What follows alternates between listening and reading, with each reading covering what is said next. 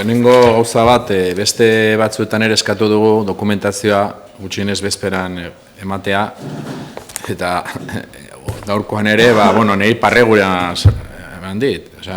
Bileran bertan, denborarik ez duzunen ezertarako ematea, paper dokumentazio guztia bada ez ematea bezala. Beraz, hori eskatu dugu beste batzutan, eta, bete gabe jarritzen dugu. Bigarren kontu bat, galdera batzu dauzkat. Diru bilketa, esan bezala, Arabari dagokionez 13,8 gutxiago izango da, baina, okerre ulertu espadut,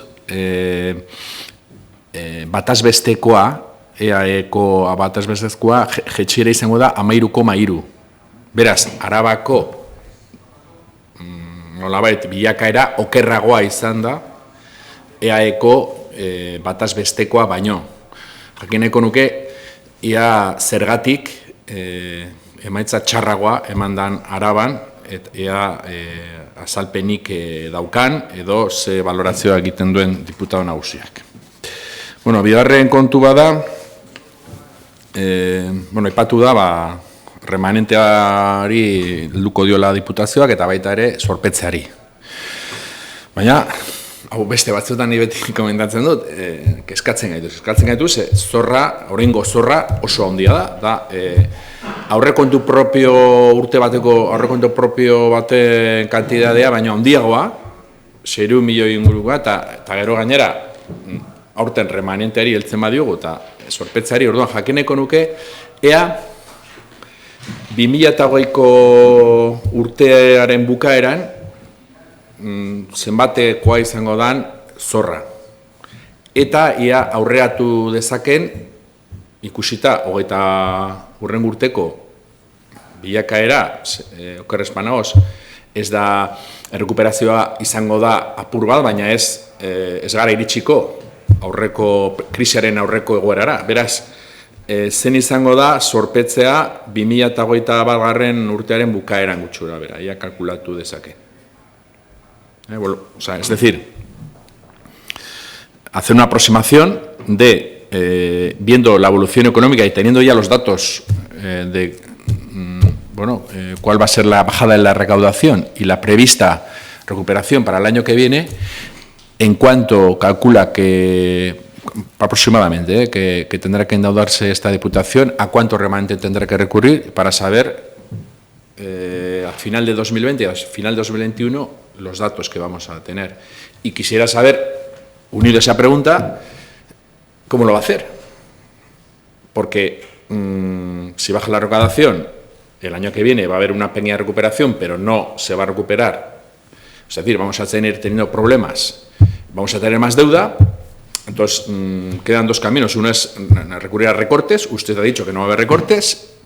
Y el otro es aumentar los ingresos, tocando la política fiscal, porque no hay otra manera. Y ustedes siguen diciendo que no van a tocar la política fiscal, que no es el momento. Entonces, nosotros, por ejemplo, hemos presentado la tasa COVID, que planteamos es que a las empresas y a las personas con más capacidad económica, pues que paguen en este momento una tasa COVID para hacer frente a las necesidades, ¿no? Ustedes de momento no han contestado, pero es que hace 2 días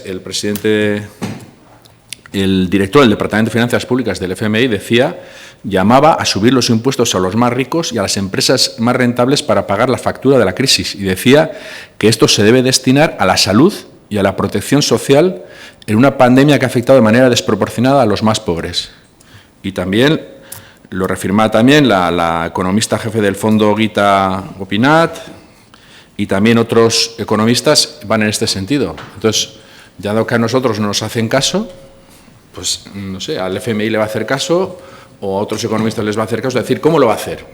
Quisiera que me aclarara algo.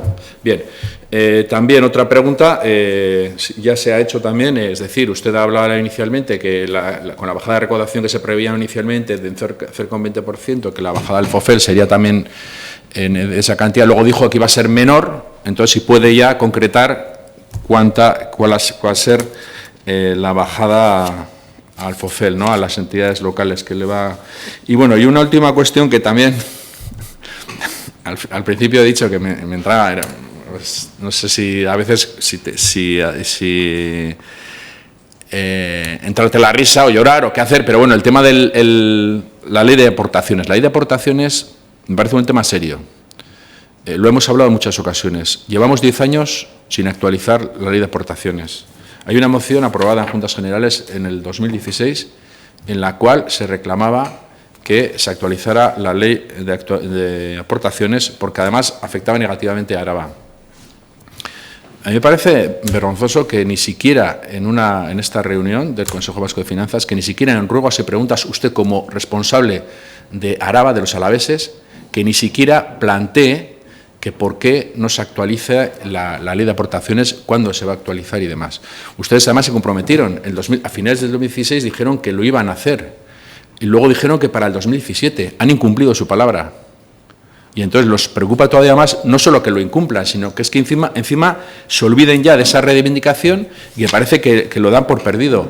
Y voy a decir que me parece que a mí como política de país me parece lamentable que cuando teniendo un gobierno vasco y 3 diputaciones del mismo partido político, si no son ustedes capaces de, en un tema tan fundamental como el tema de cuánto le corresponde a cada territorio aportar en este caso a la ley de aportaciones, si no son capaces de hacer esto, pues ustedes no pueden pedir al resto que tenemos que hacer, actuar conjuntamente, gobernanza colaborativa, visión de país.